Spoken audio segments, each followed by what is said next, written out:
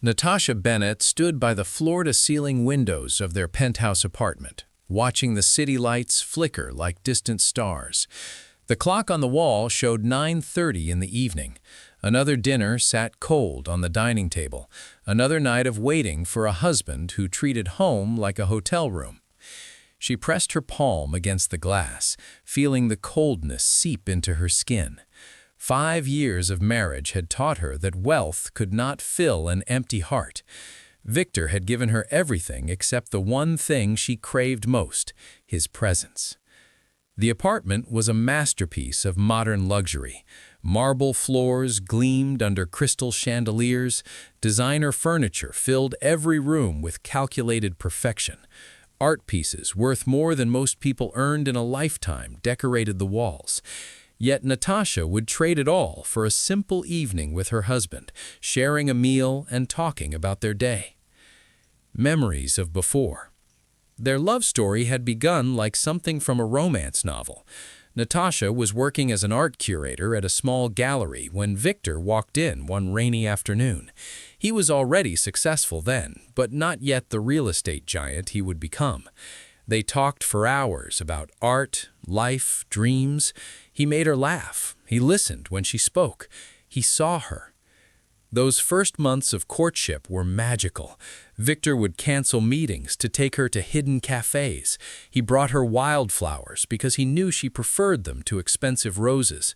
He asked about her childhood, her fears, her hopes for the future. When he proposed on a quiet beach at sunset, Natasha said yes without hesitation. The wedding was beautiful but modest, just as she wanted. They honeymooned in a small coastal town, staying in a charming bed and breakfast instead of a luxury resort. Victor promised her that success would never change what they had. She believed him completely. The slow disappearance. The change happened gradually, like seasons shifting without anyone noticing the exact moment summer became fall. Victor's business expanded rapidly. He hired more employees, opened new offices, took on bigger projects. The hours grew longer. The phone calls during dinner became routine. Weekend trips turned into business conferences. Natasha tried to be understanding. She knew building an empire required sacrifice. She attended charity galas alone, made excuses to friends about why Victor could not join them, learned to sleep in an empty bed. She told herself it was temporary, that once things settled, they would reconnect. But things never settled. The business only grew larger, more demanding, more consuming. Victor became a stranger who occasionally slept beside her. They lived parallel lives that rarely intersected. He provided everything material she could want, but forgot to provide himself. She stopped preparing special dinners after they went uneaten too many times. She stopped sharing stories about her day when she realized he was not listening. She stopped reaching for his hand when they sat together because the rejection hurt too much. Slowly, Natasha learned to become small, quiet, invisible. A chance encounter.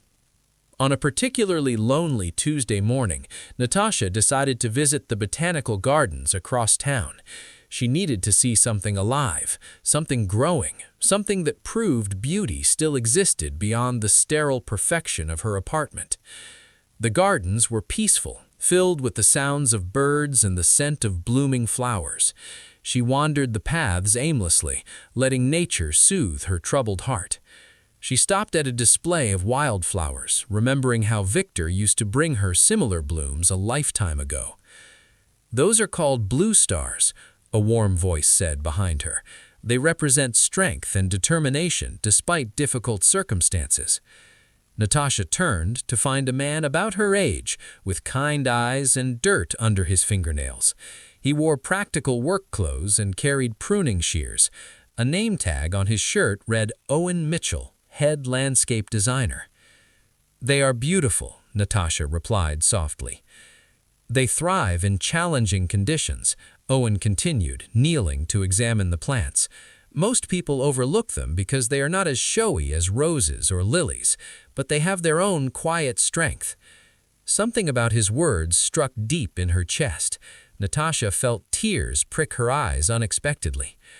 Owen looked up and saw her expression. "I apologize if I said something wrong." "No," Natasha managed, wiping her eyes quickly. "You said something very right. I think I needed to hear it." An unexpected connection. They began talking, and Natasha felt something she had not experienced in years, the simple pleasure of genuine conversation. Owen told her about his work in the gardens, how he found peace in helping things grow. She told him about her past work as an art curator, carefully avoiding mention of her current empty existence. "Why did you stop?" Owen asked gently when she mentioned leaving her career. Natasha hesitated. "My husband thought I did not need to work. He wanted to provide everything for me." "But what did you want?" The question hung in the air between them. No one had asked Natasha what she wanted in such a long time. She had almost forgotten how to answer. "I wanted to feel useful," she admitted quietly. "I wanted to create something meaningful. I wanted to matter." Owen nodded thoughtfully. "You can still have those things. It's never too late to reclaim parts of yourself you thought were lost." They talked until the afternoon sun began its descent. Owen mentioned he worked in the gardens most mornings if she ever wanted to visit again. Natasha thanked him and left, feeling something stir inside her that had been dormant for years. It was not attraction or romance. It was simpler and somehow more profound. It was the recognition that someone had truly seen her. As she drove home to her empty apartment, Natasha realized one conversation with a stranger had done more for her spirit than 5 years in a golden cage. The question was what she would do with this awakening. Would she continue fading into the background of Victor's life, or would she find the courage to demand more? That night, when Victor came home late and barely acknowledged her presence, Natasha made a decision. Tomorrow, she would return to the gardens. Natasha woke early the next morning with a sense of purpose she had not felt in months. Victor had already left for the office, his side of the bed perfectly made as if no one had slept there at all. She dressed in comfortable clothes, grabbed her sketchbook on impulse, and drove to the botanical gardens. The morning air was fresh and cool. Dew still clung to the grass and flower petals. Natasha found Owen near the rose garden, carefully tending to a bed of newly planted seedlings.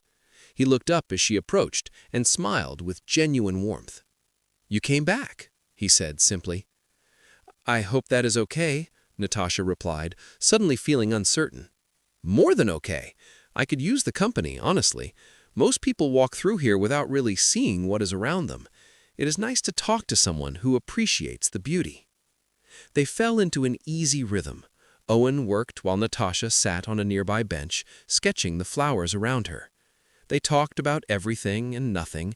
He shared stories about difficult plants he had successfully cultivated. She told him about exhibitions she had curated years ago, her voice growing more animated as she remembered her passion for art. "You light up when you talk about your work," Owen observed, sitting beside her during a break. "That spark is still there. You should not let it die." His words planted a seed in her mind. Maybe it was not too late. Maybe she could find her way back to the person she used to be. A pattern forms. The visits became routine. 3 mornings a week, Natasha would arrive at the gardens. Sometimes she brought coffee for both of them. Other times she helped Owen with simple tasks like watering or deadheading spent blooms.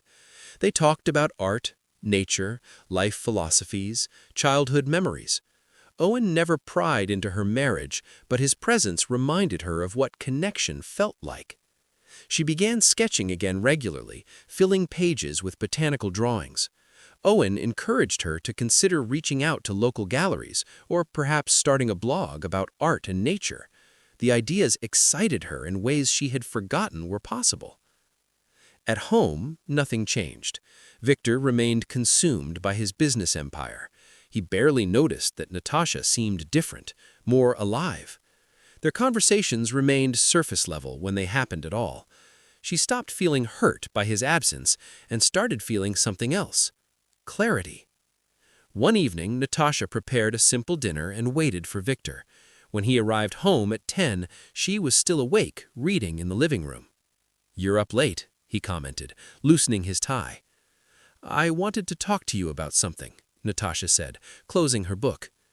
Victor checked his watch reflexively. "Can it wait until tomorrow? I have an early meeting."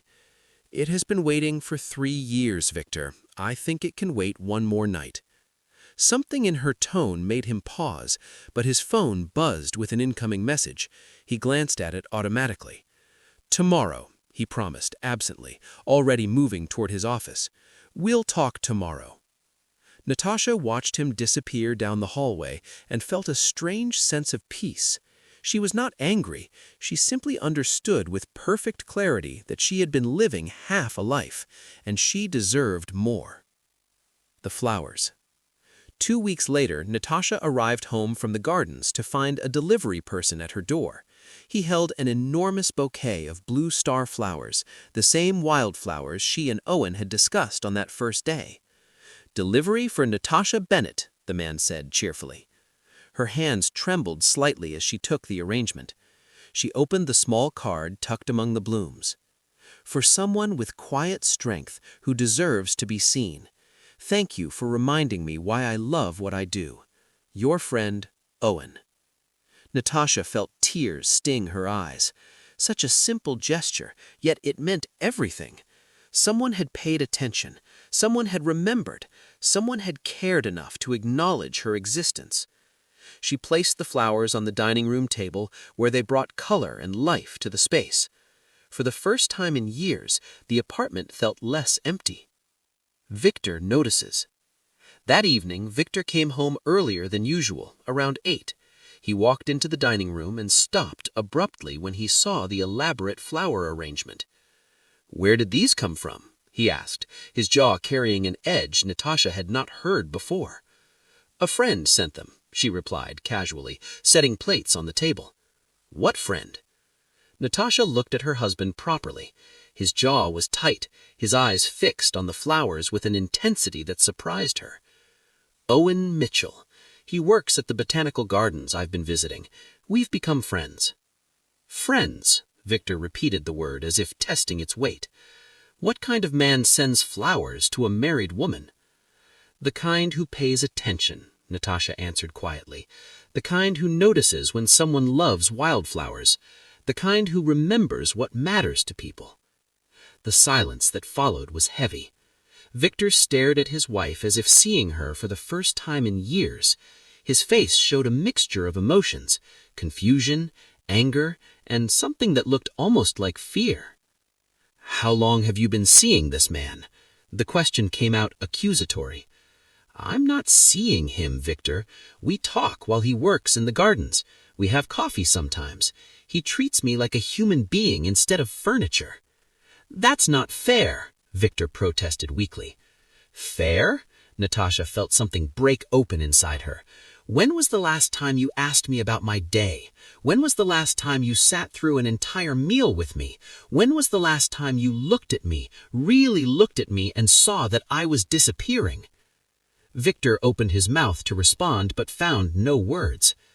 "These flowers," Natasha gestured to the arrangement, "are the first gift I received in 2 years that was chosen with thought instead of handed to an assistant to purchase. They mean something because someone actually considered what would make me happy." "I give you everything," Victor protested weakly. "I give you money and things. You have not given me yourself in so long, I almost forgot what that felt like." Victor stared at the blue star flowers with an expression Natasha couldn't quite read. Was it jealousy? Regret? Anger?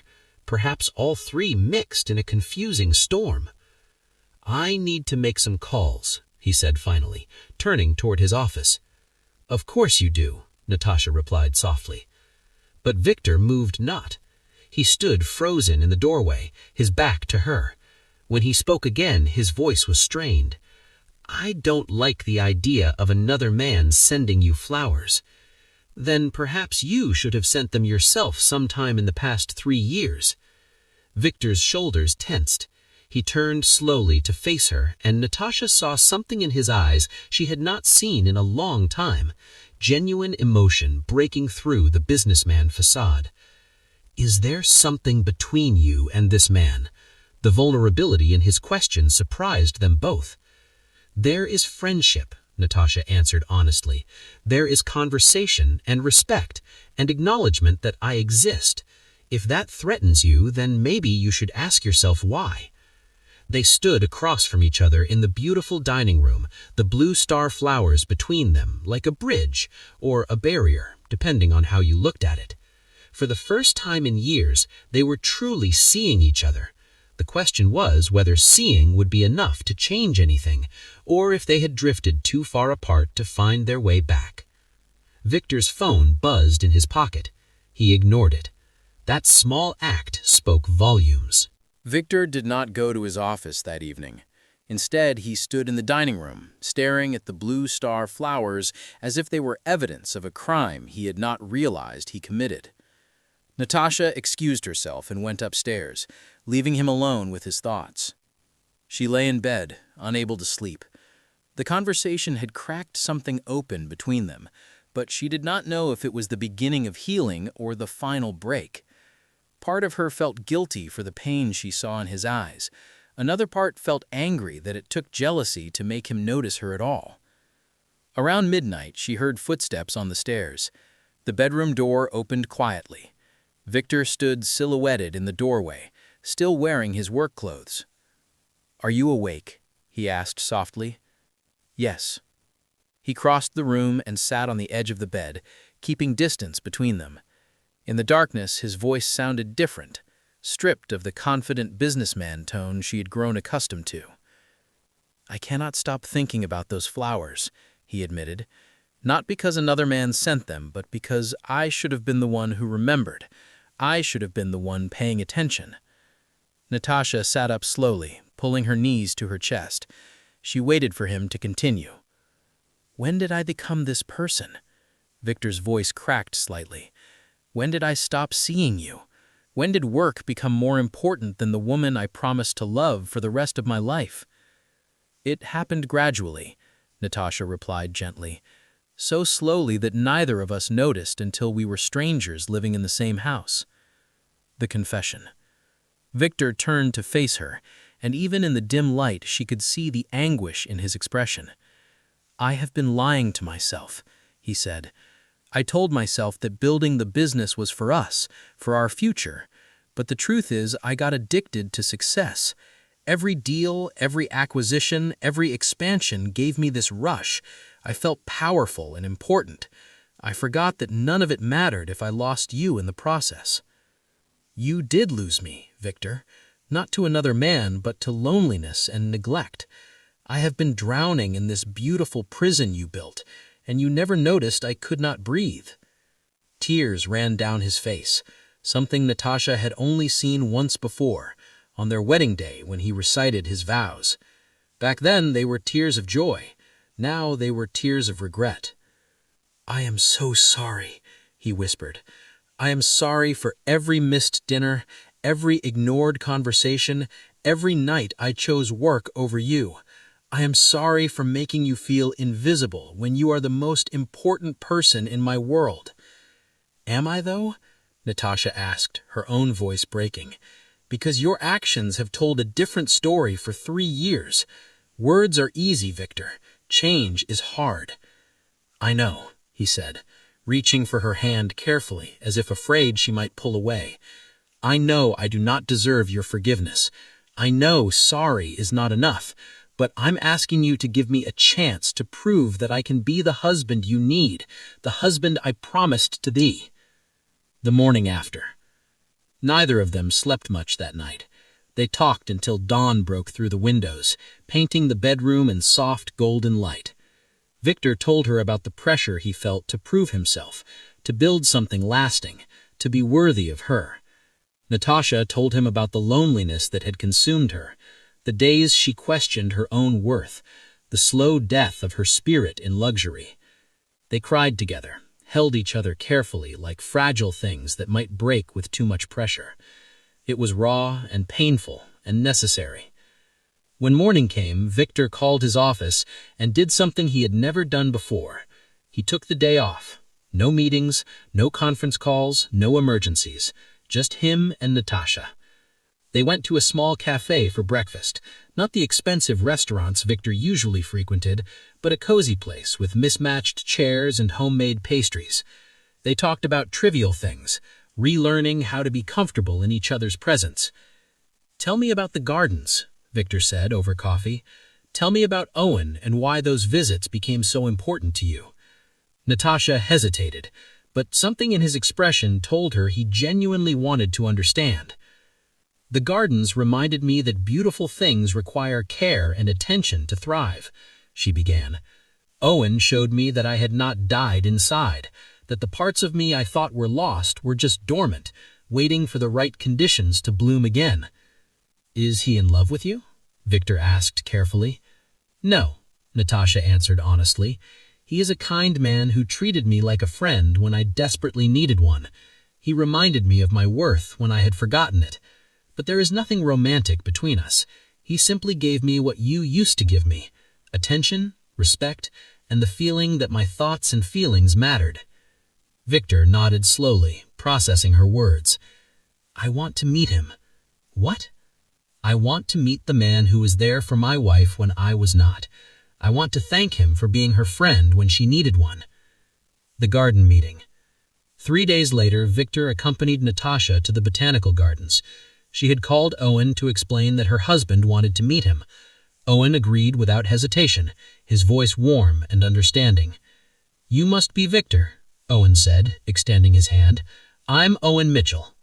Victor shook his hand firmly, studying the man who had inadvertently saved their marriage by showing him what he was losing.